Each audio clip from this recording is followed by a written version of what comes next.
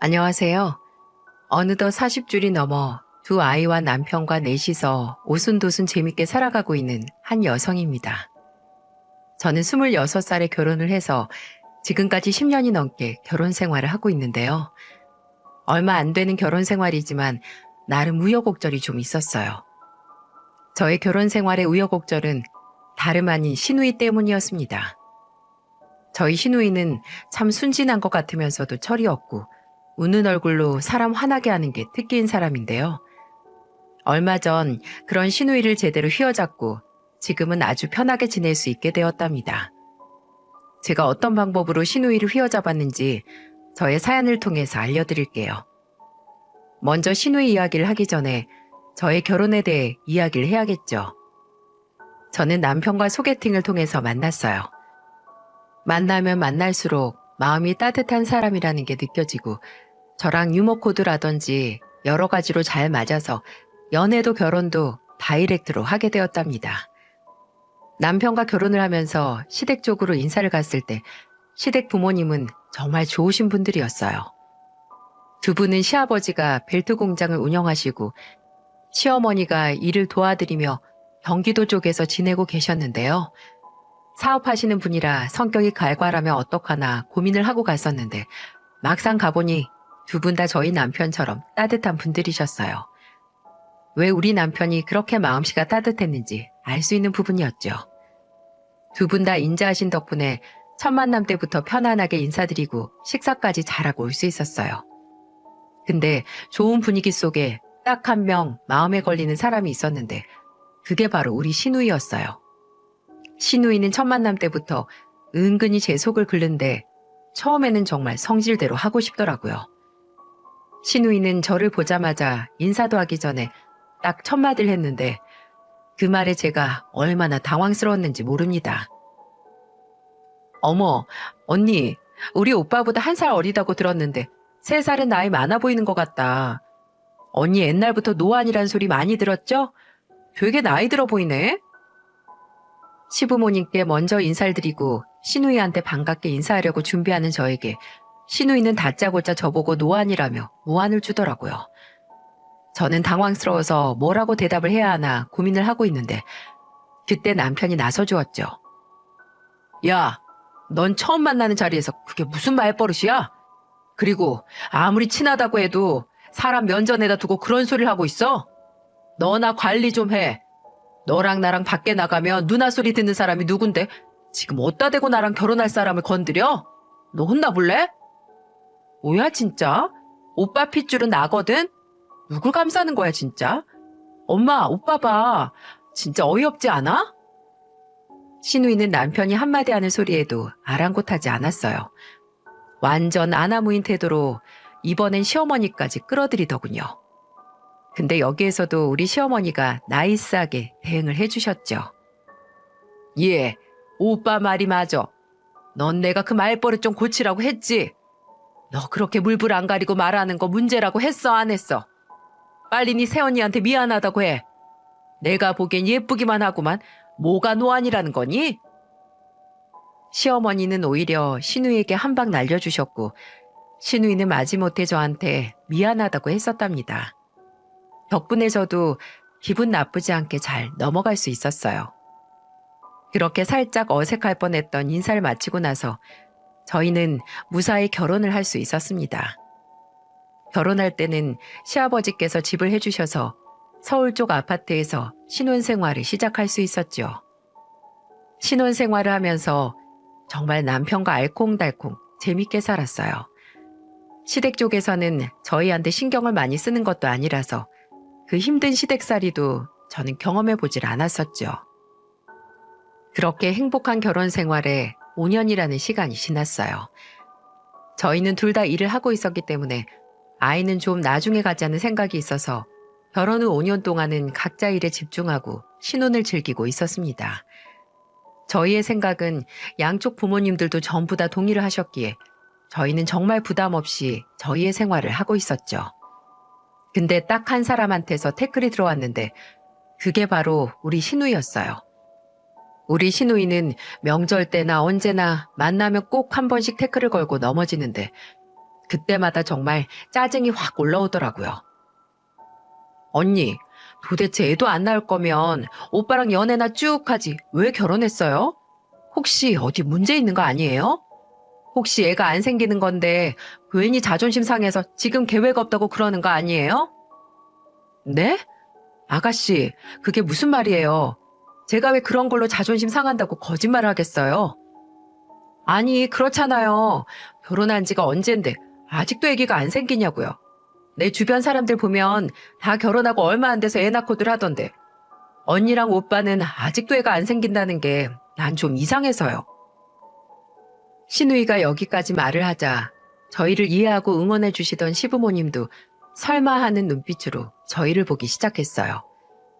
저는 정말 억울하고 어이가 없어서 쓸데없는 말을 꺼낸 신우이에게 화를 냈습니다. 아가씨, 말 가리면서 하세요. 아기가 안 생기면 안 생긴다고 솔직하게 말씀드렸겠죠. 제가 뭐가 부끄럽고 아쉽다고 그런 거짓말 하겠어요? 아가씨는 그런 걸로 자존심 상하는 그런 사람인가 보네요. 근데 사람이 다 아가씨 같지가 않아요. 저랑 아가씨네 오빠 둘 다 지극히 정상이고 저희가 아직 생각이 없어서 안 만드는 것 뿐이에요. 어머님, 아버님 걱정하지 마세요. 저희가 때 되면 알아서 다 가질 거니까 너무 걱정 안 하셔도 돼요. 제가 똑 부러지게 이야기를 하니까 그제서야 시부모님도 안심이 되었는지 안도의 한숨을 푹 하고 쉬셨어요. 정말 저는 이런 쓸데없는 걱정거리를 만드는 신우이에게 너무 화가 나더라고요. 그래도 시부모님이 신우이 말보다는 제 말을 더 믿어주셔서 그 자리에서는 잘 넘어갈 수 있었습니다. 그리고 저는 그 이후부터는 안 그래도 마음에 안 드는 신우이와 더 엮이지 말아야겠다 생각을 하면서 지내고 있었어요. 근데 그런 저에게 한 가지 예기치 못한 상황이 닥치고 말았어요. 그건 바로 신우이와 관련된 일이었는데요. 갑작스럽게 신우이는 원래 경기도 쪽에서 직장을 다니고 있었는데 더 출세를 하고 싶다면서 서울 쪽으로 직장을 옮겼고 원래 시댁에서 같이 지내던 사람이 아예 서울 쪽으로 독립을 하면서 저희 집 근처로 이사를 왔죠. 솔직히 말해서 저는 속으로 좀 탐탁지가 않았는데 많이 엮이지만 않으면 되겠지라는 생각으로 넘어가려고 했습니다. 그리고 넘어갈 수밖에 없었던 게 제가 마음에 안 든다고 해서 제가 이사를 갈 수 있는 노릇도 아니었고 신우이에게 서울 직장 그만두고 다시 경기도로 내려가라고 할 수도 없는 노릇이었기에 그러려니 하고 지낼 수밖에 없었어요. 근데 그때부터 저에게 화가 시작될 줄은 정말 꿈에도 몰랐습니다. 신우이는 독립을 시작하고 거의 석 달 정도는 조용히 잘 지내고 있었어요. 근데 딱 석 달이 넘어가니까 그때부터 조금씩 저희 집에 들락날락거리기 시작했어요. 들락날락거리는 이유는 다른 것도 없었습니다. 정말 지극히 작고 어이없는 이유들 때문이었죠. 아우, 배고파. 배가중이 등에 다 들러붙는 줄 알았네. 언니, 저 지금 너무 배고픈데 집에 밥이 없어요. 저 밥 좀 해주세요. 네? 아니, 아가씨 밥이 없으면 얼른 해먹으면 되지. 왜 여기까지 오세요? 아, 밥하는 동안 힘들잖아요. 그러지 말고 밥 좀 해줘요. 저 진짜 지금 배고프거든요. 신우이가 오기 시작한 이유는 배고프다는 이유 때문이었어요. 그날 야근을 했는데 집에 밥은 없고 해먹기는 또 힘들다면서 저에게 밥을 해달라는 게 이유였죠. 저는 너무 어이가 없었지만 그래도 남편 동생이기 때문에 밥 정도는 해줄 수 있지 싶어서 간단하게 한 끼 차려줬었어요. 근데 그 이후부터 꼭 저녁 시간만 되면 저희 집에 와서 밥을 얻어먹는 거예요. 그날 이후로는 저희 집을 어디서 보고 있는 건지 저녁밥을 다 차려서 먹으려고만 하면 와서 먹곤 했었어요. 근데 솔직히 말해서 밥은 해줄 수 있잖아요. 뭐 신우이 때문에 밥을 따로 차려야 하는 것도 아니고 저희가 해먹는 밥에 공깃밥 하나 더 뜨고 수저만 올리면 되는 거니까 그것까지는 이해하고 넘어갈 수 있었어요. 하지만 여기에서 생기는 큰 문제는 신우이는 꼭 밥 먹고 나면 얌체처럼 커피 마시고 뒹굴거리기만 하는 거예요. 게다가 저희 남편이 설거지라도 시키려고 하면 꼭 바쁘다는 핑계를 대면서 집으로 홀랑 가버리기 일쑤였고요. 저는 그게 너무 얄밉고 보기가 싫었어요. 그래서 아예 조치를 취하기로 했습니다. 역시나 어김없이 저녁 시간이 되니 딱 들어온 신우이에게 저는 집 문 앞에서 막아서면서 이야기를 했어요. 아가씨, 지금 저녁 먹으러 오신 거죠? 아이, 알면서 뭘 물어봐요. 언니, 저 힘들어요. 빨리 비켜주세요. 지금 문 앞에서 뭐 하는 거예요? 아니요. 아가씨 오늘부터 여기 그냥 못 들어와요. 저하고 약속 하나 하고 들어오세요. 아, 뭔데요? 빨리 말해요. 저 엄청 배고파요. 오늘부터 우리 집에서 밥 먹고 싶으면 저녁 차리기 전에 와요. 그래서 저녁 차리는 거 도와요. 그거 못하겠으면 밥 먹고 나서 설거지는 무조건 아가씨가 담당해서 하고 가고요. 얌체처럼 맨날 저녁만 쏙 얻어먹고 뒹굴거리다가 가는 거 저 이제 못 봐줘요. 어머, 언니 진짜 치사하다. 그걸 속으로 계속 상상하고 있었던 거예요? 무슨 얌생이도 아니고 그런 걸 다 마음에 담고 있어요? 아니, 언니는 신우이한테 밥 한 끼 해주는 게 그렇게 힘들고 짜증나요? 진짜 치사하게 왜 이래요? 치사하다뇨. 제가 지금까지 아가씨 밥 먹여준 게 몇 번인데요. 오히려 아가씨가 지금까지 밥 얻어먹으면서 설거지를 한번 해보기로 했어요. 고생했다고 커피를 한 잔 타줘봤어요? 맨날 밥만 얻어먹고 우리 집 커피나 거덜내 쓰면서 치사하게 느끼든 뭐라든 어쩔 수 없어요. 저 앞으로 아가씨한테 꽁으로 밥 못 해주니까 얻어먹고 싶으면 밥값 해요. 안 그럼 이제 우리 집 못 와요? 아, 진짜. 알았어요, 알았어. 그니까 설거지 내가 하면 될 거 아니에요. 진짜 치사해. 치사해요? 그럼 먹지 마요, 그냥. 밖에서 사 먹든 배달 음식을 시켜 먹든 알아서 해결해요. 저의 완고한 태도에 신우이는 상당히 당황스러워했어요. 그럴 수밖에 없는 게 제가 이제는 봐주면 안 되겠다 싶어서 정말 강한 태도로 나갔거든요. 결국 신우이는 본인이 밥 먹고 나서 설거지를 다 하는 조건으로 집에 들어왔고 그 이후부터는 밥 얻어먹으면서 설거지를 하고 집으로 돌아가곤 했습니다. 근데 신우이는 그 설거지도 점점 귀찮아하더니 시간이 지나고 나니까 아예 집으로 안 오더라고요. 한 번은 전화해서 왜 안 오냐고 물어봤더니 이렇게 이야기를 하는 거 있죠? 아가씨, 요즘 왜 밥 먹으러 안 오세요? 그냥요. 저 그냥 집에서 배달 음식 먹고 밖에서 사 먹고 있어요. 언니네 가는 것도 이제 귀찮아서 알아서 해결하고 있으니까 앞으로는 저 신경 쓰지 말고 식사하세요. 신우이는 결국 꽁으로 밥 먹으려고 꼼수를 부리다가 설거지를 시키니까 그게 또 힘들고 귀찮아서 안 오는 거였어요. 제 풀에 제가 넘어진 꼴이었죠. 저는 어차피 잘 됐다 싶어서 그 이후부터는 남편이랑 오순도순 재밌게 저녁 시간을 보냈습니다. 그렇게 잠잠하게 지내던 신우이가 한 번 크게 또 저를 화나게 한 사건이 있었어요. 그때는 신우이가 아예 저녁을 먹으러 오지도 않던 때였습니다. 저는 그날 몸살 기운이 있어서 얼른 퇴근을 해서 집에서 쉬고 있었어요. 그날은 남편도 출장이 있어서 집에서 혼자 좀 푹 쉬려고 씻고 막 나오던 참이었죠. 근데 갑자기 또 초인종이 울리는 거예요. 저는 또 누가 온 건가 싶어 얼른 나가봤죠. 근데 글쎄 그 앞에 신우이가 떡하니 서 있는 거예요. 게다가 신우이는 혼자가 아니었습니다. 그 뒤로 또래로 보이는 여자들이 몇 명 더 서 있었어요. 저는 궁금한 마음에 물어봤죠. 아가씨, 여긴 어쩐 일이에요? 그리고 그 뒤에 있는 사람들은 누구고요? 언니, 우선 문 좀 열어주세요. 네? 아니, 왜요? 무슨 일인데요? 글쎄 문 좀 얼른 열어주라니까요. 저는 다급하게 말하는 신우이에게 우선은 문을 열어주었어요. 근데 그 열린 문으로 들어와서 한다는 소리가 참 가관이었습니다. 언니, 여기 내 친구들인데 우리 지금 밥 먹고서 편하게 술 마시고 찾고 있었는데 생각나는 곳이 여기밖에 없어서요. 언니가 요리 잘하니까 우리 술상 좀 내주세요. 우리끼리 제대로 즐기고 싶은데 마땅한 곳이 없어요. 언니 요리가 최고니까 우리 맛있는 것 좀 만들어주세요. 신우이는 다짜고짜 와서 한다는 소리가 자기 친구들이랑 즐길 수 있는 술상을 내달라는 거였어요. 저는 그 말을 듣는데 진짜 기가 차서 웃음이 다 나오더라고요. 근데 거기에서 호락호락하게 받아줄 제가 아니었죠. 아가씨, 진짜 철이 없어도 너무 없는 거 아니에요? 게다가 평소에 무례한 줄은 알았지만 진짜 이 정도일 줄은 몰랐네요. 지금 다짜고짜 찾아와서 술상을 차려달라뇨.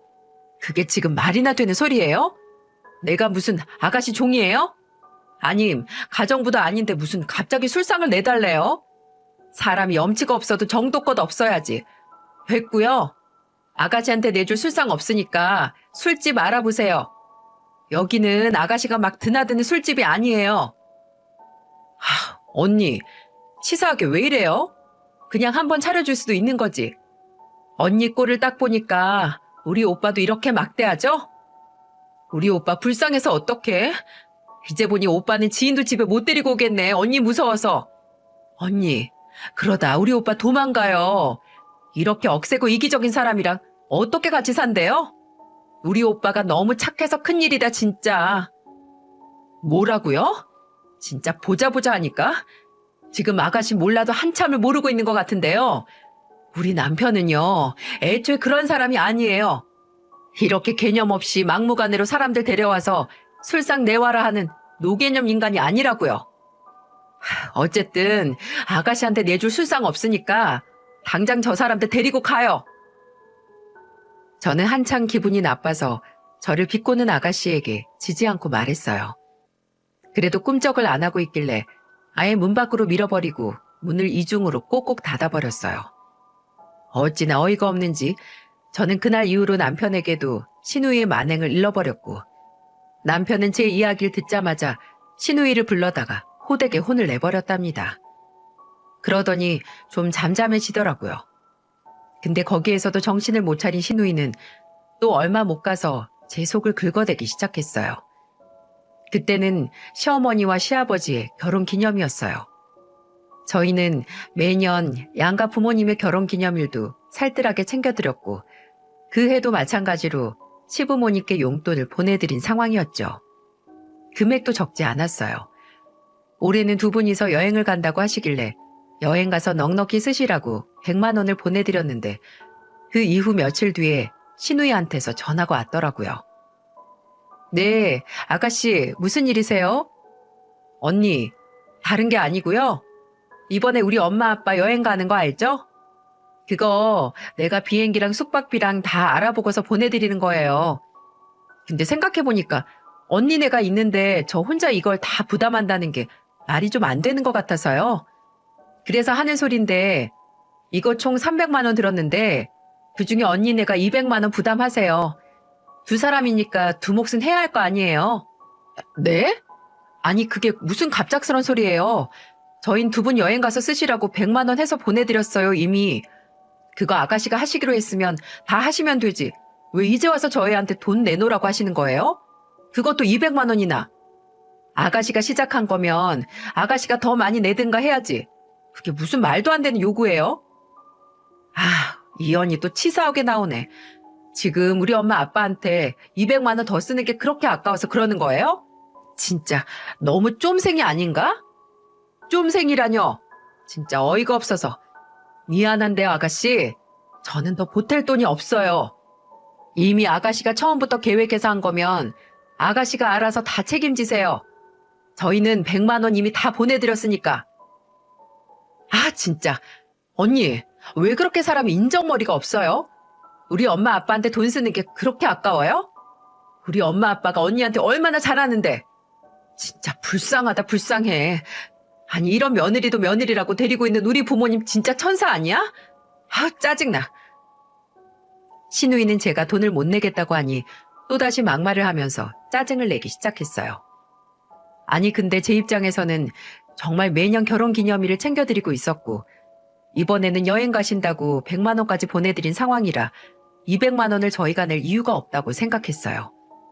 그래서 신우이한테는 못 내겠다고 이야기를 했죠. 근데 또 저도 저희 시부모님이 저한테 잘해주신다는 걸 느끼고 있었기에 신우이에게는 그렇게 말을 했지만 내심 마음에 걸려서 남편한테 먼저 상의를 했었어요. 근데 정말로 남편의 이야기를 듣자마자 저는 신우이에게 그렇게 말한 게 정말 잘한 짓이었다는 걸 느낄 수 있었어요. 신우이의 전화를 받고 난 그 밤에 저는 자기 전에 남편에게 통화했던 내용을 말하면서 시부모님이 여행 가시는 길에 돈을 더 보내드려야 하는 건 아닐까 이야기를 했었어요. 근데 남편에게서 돌아오는 말이 정말 황당하더군요. 뭐? 아니, 그걸 그렇게 말했어? 당신한테? 이게 미쳤나 진짜. 우리 엄마 아빠 그거 여행 그냥 공짜로 가시는 거야. 아니, 도대체 무슨 생각으로 그렇게 말한 거야? 진짜로 그렇게 말했어? 지가 300만 원으로 해서 보내드리는 거라고? 진짜 어처구니가 없네. 그 돈 안 줘도 돼. 그거 우리 아빠 공장 사람들이 돈 모아가지고 우리 부모님 보내드리는 거야. 아빠가 공장 식구들한테 좀 잘하셨어? 몇십 년을 가족처럼 공장 사람들 데리고 지내는 거 너무 고맙다고 공장 식구들이 돈 몇 푼씩 모아가지고 여행 보내드린 거야. 하여튼 그 기집애 진짜 어떻게 해야 정신 차리지? 그리고 무슨 지가 비행기랑 숙박을 다 알아봐? 여행사 알아준 것밖에 없지. 두 분 여행 가신 것도 여행사 통해서 패키지로 가시는 거야. 열받네 진짜. 이게 전에 혼나고서 아직도 정신을 못 차렸어. 저는 남편이 저에게 그 소리를 하는 걸 들으면서 진짜 시누이는 갈 때까지 간 막장이라는 생각이 들었어요. 그리고 그때 돈을 안 보내준 것에 대해 정말 다행이라고 생각을 했죠. 아마 남편에게 상의 없이 그 돈을 보내줬더라면 저는 그냥 시누이한테 눈뜨고 코 내준 꼴이 되는 거였어요. 결국 이것도 남편이 바로 시누이에게 전화를 해서 막 혼을 냈어요. 야, 이 기집애야. 너 정신 못 차려? 어디다 대고 바로 들통나 거짓말을 해? 너는 직장도 다닌 애가 맨날 우리 집에 와서 밥 처먹더니 그것도 부족해서 술상 봐달라고 했을 때 혼났으면 정신 차려야 하는 거 아니야? 근데 개념을 어디다가 처박았길래 내 마누라한테 거짓말 해가면서 돈을 빼가려고 그러냐? 진짜 미친 거 아니야? 너 당장 튀어와서 니네 언니한테 사과해. 바로 안 튀어오면 내가 네 집 다 뒤집어 엎을 줄 알아? 남편은 항상 따뜻하다가도 한 번 화가 나면 불같이 화를 내는 부분이 있었기에 시누이는 곧바로 달려와서 저에게 미안하다고 이야기를 했어요. 언니, 미안해요. 내가 돈이 좀 필요해서 그랬어요. 진짜 그렇게 돈 받고 나면 나중에 갚으려고 했어요. 진짜 나쁜 의도로 그런 건 아니에요. 아가씨, 이미 저한테 거짓말로 돈 빼내가라고 한 거 자체가 잘못이었던 거예요.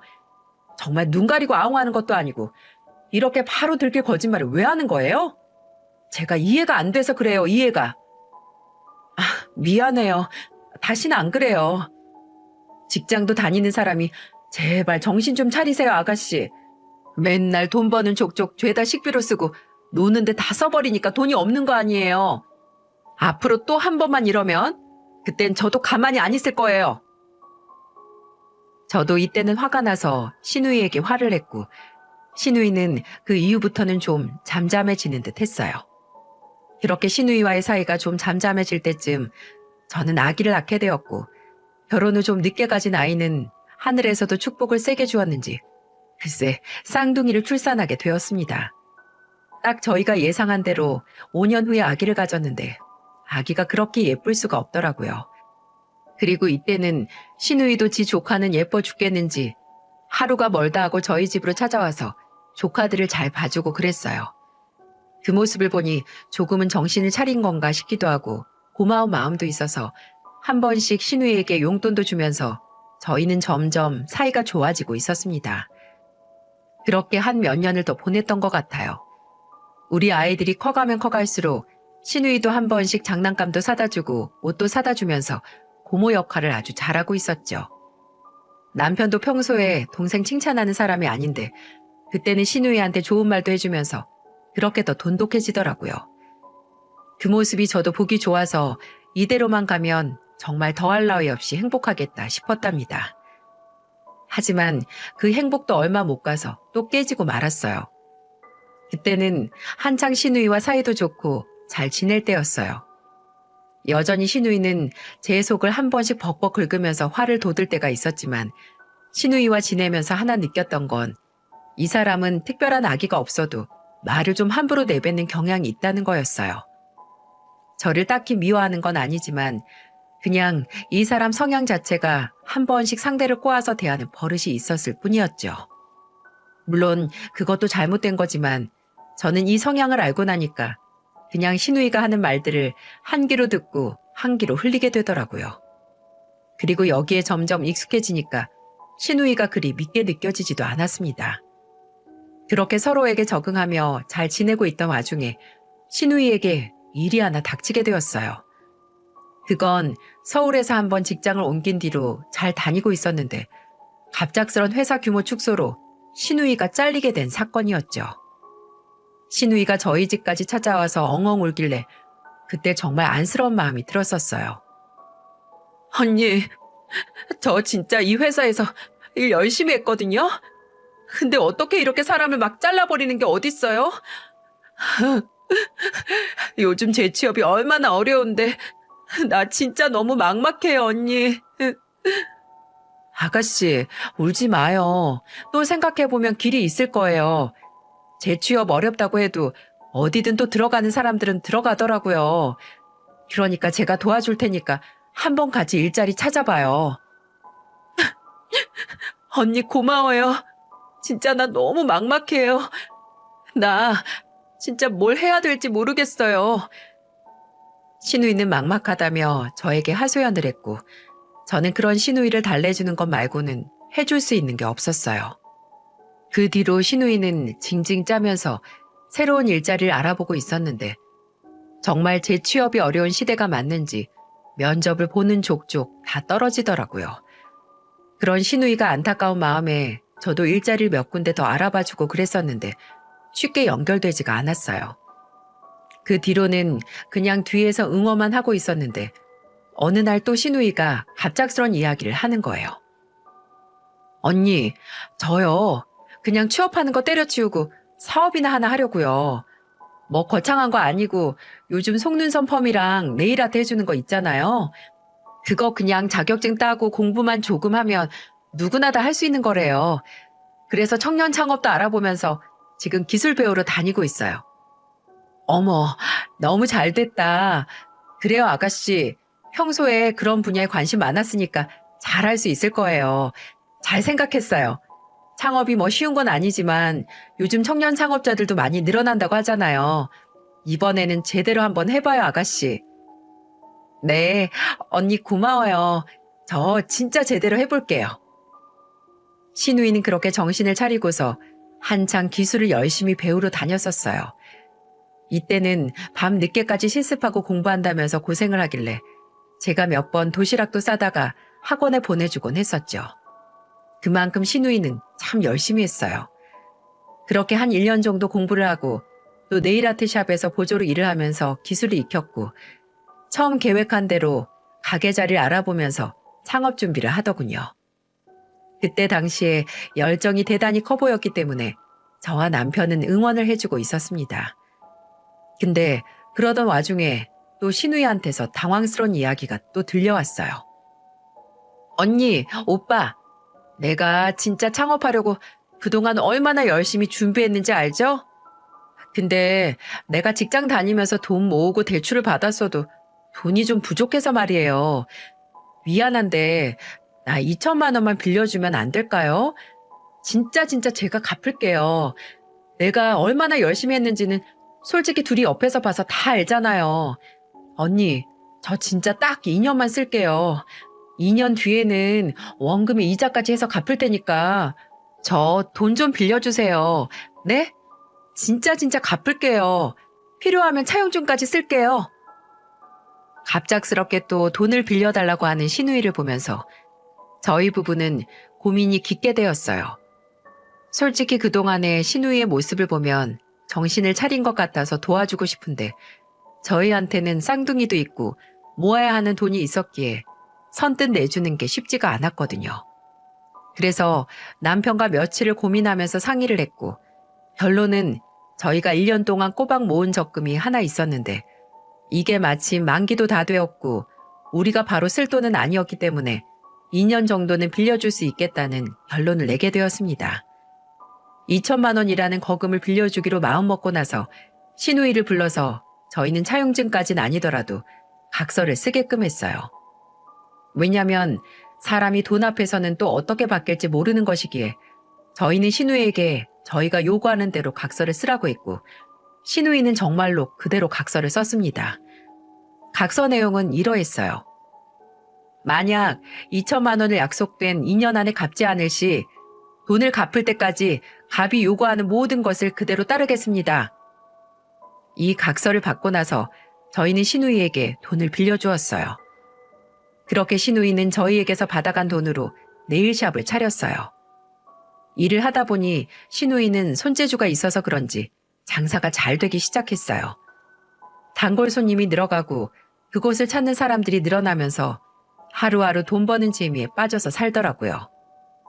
저희도 옆에서 점점 안정을 찾고 잘 지내는 신우이의 모습이 보기 좋았습니다. 그렇게 거의 2년의 시간을 꼬박 보냈어요.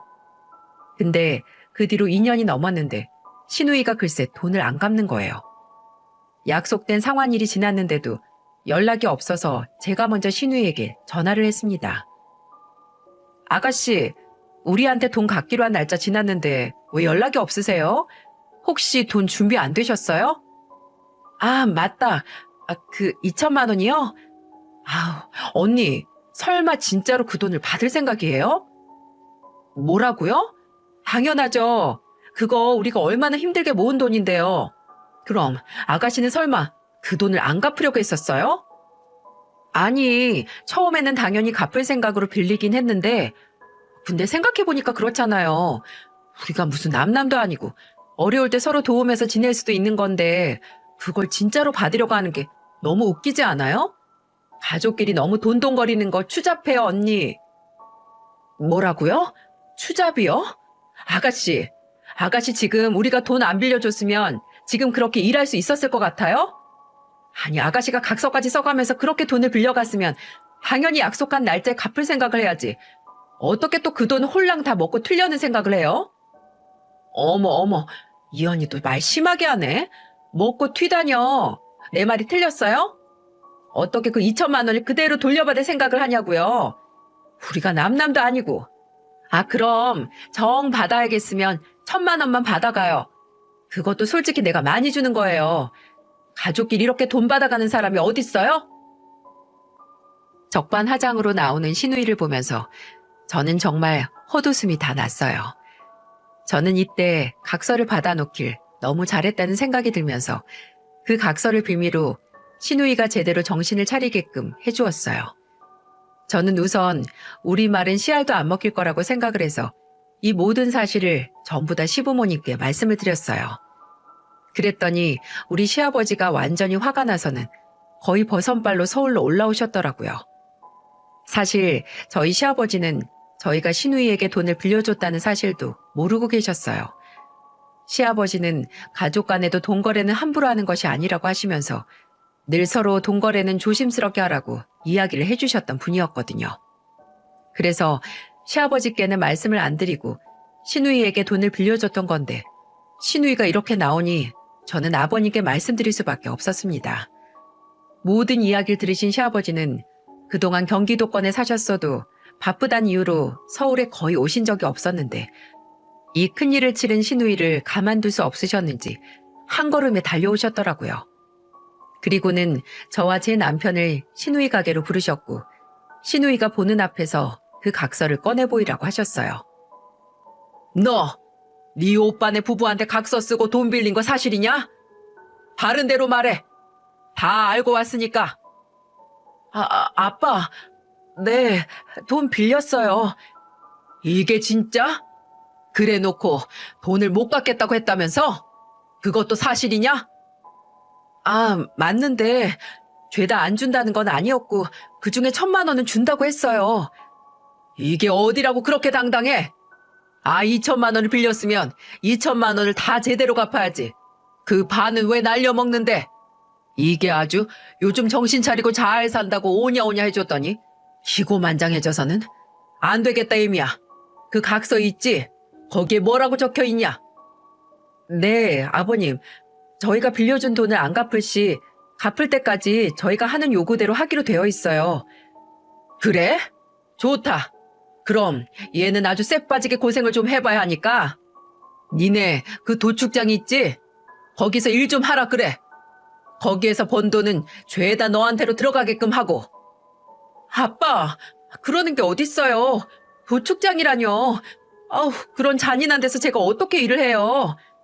그럼 당장 2천만 원 갚어. 그럼 되잖아. 아빠, 나 돈 없어요. 네일아트에서 돈을 2천만 원을 언제 다 모아요.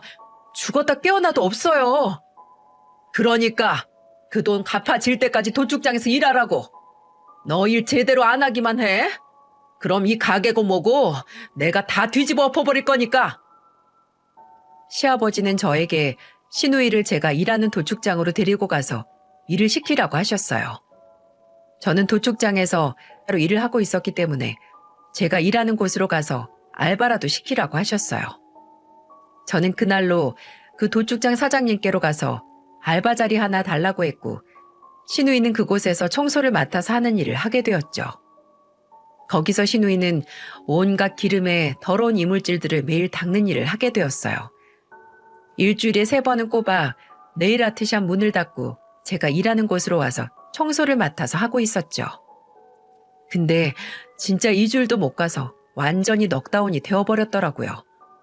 왜냐하면 그곳에서 청소를 하는 일이 정말 만만치 않은 일이었거든요. 하루 종일 일하면 허리가 빠질 듯이 아프게 일을 해야 하는 곳인데 평생 그런 고생을 안 해본 시누이가 그걸 계속적으로 할 수가 없었어요. 결국에는 그래서 어떻게 됐는지 아세요? 시누이는 2주일 만에 저를 찾아왔습니다. 그리고 빈손으로 오지 않았어요.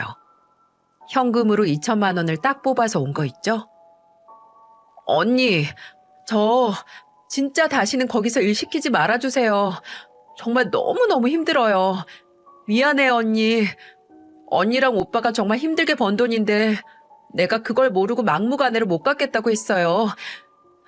내가 진짜 철이 없어도 너무 없었어요. 진짜 항복이에요, 항복. 내가 다 잘못했으니까 언니가 우리 아빠한테 말 좀 해서 돈 다 받았다고 저 이제 거기서 일 안 해도 된다고 말 좀 해주세요. 네? 아가씨, 이제 진짜 정신 차린 거 맞아요? 아가씨가 생각해도 아가씨가 좀 너무했죠? 어떻게 우리한텐 그 피 같은 돈인데 그걸 그냥 꿀꺽 해버리려고 해요? 진짜 너무했어요. 이제야 정신이 좀 차려져요? 네, 언니. 아우, 저 진짜 끔찍해요. 그 돼지 냄새며 미끌거리는 기름이며 아우, 진짜 다신 겪고 싶지 않아요. 그러니까 제발 좀 우리 아빠한테 말 좀 해주세요. 대신 다신 이러지 마요. 돈도 있었으면서 왜 안 가지고 왔던 거예요? 꼭 그렇게 사서 고생을 해야겠어요? 괜히 아깝다는 생각이 들었어요. 진짜 네일아트에서 돈이 많이 벌어지는 건 아니니까. 그래도 그러면 안 됐던 건데 정말 미안해요, 언니. 됐어요. 이제라도 알았으면 됐어요. 우리한테도 그 돈 정말 아까운 돈이었는데 아가씨 빌려줬던 거예요. 제발 좀 철들고 고생하면서 깨닫지 말고 바로바로 그냥 개념 있게 살아봐요. 알았어요. 미안해요, 정말. 아가씨는 결국 도축장에서 일한 지 2주 만에 두 손 두 발 다 들고 돈을 현금 다발로 뽑아서 가지고 나타났어요. 그 모습이 어찌나 처량하고 웃기던지요. 저는 그날로 시아버지께 전화를 드려서 돈을 다 받았다고 했고 시아버지도 껄껄 웃으면서 잘 됐다고 얼마 못 갈 줄 알았다고 하시더군요. 실은 시아버지가 그 돈을 저희한테 대신 갚아주신다고 하셨는데 저희가 괜찮다고 했었어요. 솔직히 저희도 시누이한테 그 돈 처음부터 어쩌면 못 받을 수도 있다고 생각했었고 그래도 시누이의 새 출발을 응원하는 마음으로 빌려줬던 거긴 했는데 그걸 너무 당연하게 퉁치려고 하니까 거기에 저희가 화가 나서 정신을 차리게 해주려고 시아버지를 이용했던 거였거든요. 그 모든 사실을 다 아신 시아버지도 저희 뜻을 따라주셨던 거고 그 돈을 대신 주시려고 했지만 저희 쪽에서 괜찮다고 하면서 시누이가 알아서 수그리고 나올 때까지 기다리고 있었던 거였어요. 근데 저희는 도축장에서는 일을 더 못하겠고 알아서 다달이 돈을 갚겠다고 이야기하며 나올 줄 알았는데 이렇게 현금 다발로 가지고 와서 좀 당황스럽긴 했어요. 근데 이 돈이 다 있었으면서도 뒤에 감춰놓고 아까워서 그랬다는 것도 참 어이가 없더라고요. 하지만 이젠 정신 차리고 남의 돈도 귀한 줄 깨달은 신우이는 돈을 깨끗이 다 갚고 다시 정상적으로 네일아트 샵을 운영해 나가고 있어요. 그리고 저한테 정말로 많이 미안했는지 평생 네일아트는 공짜로 해주겠다고 언제든 찾아오라고 해서 저는 주기적으로 가서 네일아트를 마음껏 하면서 지내고 있는 중이랍니다. 그 다음에는 다시 신우이와 저의 사이에 평화가 찾아와서 잘 지내고 있는 중이고요. 한 번씩 자기가 왜 그렇게 개념이 없었는지 모르겠다며 그 도축장은 다시는 가고 싶지 않다고 에피소드처럼 이야기를 하면서 지내고 있네요. 여러분, 황금 보기를 돌보듯 하라는 말 들어보셨죠? 우리 신우이는 막내로 오냐오냐 큰 구석이 조금 있어서 그런지 그동안 저한테 대하는 태도가 아나무인인 부분이 있었어요. 그리고 저의 돈도 우습게 생각을 했던 거죠. 근데 지금은 역지사지를 잘 경험하고서 정신을 차리고 잘 살아가고 있는 중이에요. 지금은 저한테 솔직히 어느 누구보다도 귀여운 신우이랍니다. 게다가 한번 호되게 혼난 이후로는 제 속 긁는 말 하는 것도 쏙 들어갔어요. 지금은 저만 보면 언니 언니 하면서 잘 따르고 조카들 예뻐해주는 평범한 고모가 되었죠. 남편도 신우이가 저렇게까지 바뀐 게 기적이라면서 또 잘 지내고 있는 중이에요. 여러분도 주변에 철딱선이 없는 분들이 계신가요? 제가 해보니 역지사지가 최고인 듯 하더라고요. 그치만 여러분에게는 무개념인 사람들이 아예 없기를 바라겠습니다. 그냥 주변 사람들과 행복하게만 잘 지내시길 바랄게요. 그럼 저의 이야기를 들어주셔서 감사드리고 저는 이만 글을 줄여볼게요. 항상 행복하세요.